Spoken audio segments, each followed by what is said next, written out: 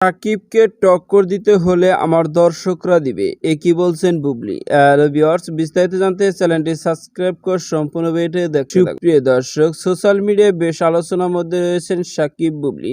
ব্যক্তি জীবনে যেমন বেশ একটা আলোচনায় ছিলেন সোশ্যাল মিডিয়ায়, আর ঈদের ফিদরে বেশ আলোচনা হচ্ছে কেরিয়ার জীবন নিয়ে। কেননা একদিকে সুপারস্টার সাকিব খানের রাজকুমার সিনেমা মুক্তি পেয়েছে, অন্যদিকে শবনম ইয়াসিন বুবলির দেওয়ালের দেশ ও মায়াদা লাভ সিনেমা মুক্তি পেয়েছে। কিন্তু বর্তমানে সোশ্যাল মিডিয়ায় দেখা যাচ্ছে একদিকে সুপারস্টার শাকিব খানের যেমন দর্শক হলে গিয়ে সিনেমা দেখছে, অন্যদিকে শবনম ইয়াসিন বুবলির সিনেমাগুলো এবং দর্শকদের মত বিনিময় জানতে চাইলে দর্শকরা বেশি প্রশংসা করছে শাকিব ও বুবলির আলাদা আলাদা সিনেমা নিয়ে। আর এরই মধ্যে কিছুক্ষণ আগে শবনম ইয়াসিন বুবলি এক সাক্ষাৎকারে উপস্থিত হয়েছিলেন।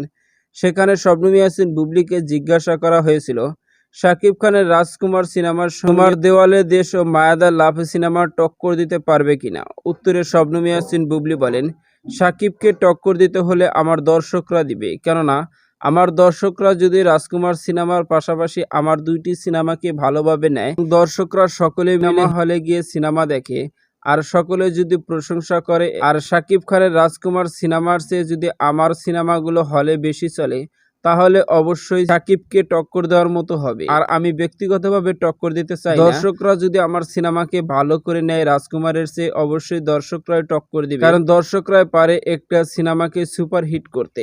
এমনই একাধিক মন্তব্য ছিল শবনম বুবলির। তো সুপ্রিয় দর্শক, ভিডিওটি আপনার কাছে ভালো লাগলে একটা লাইক দিন।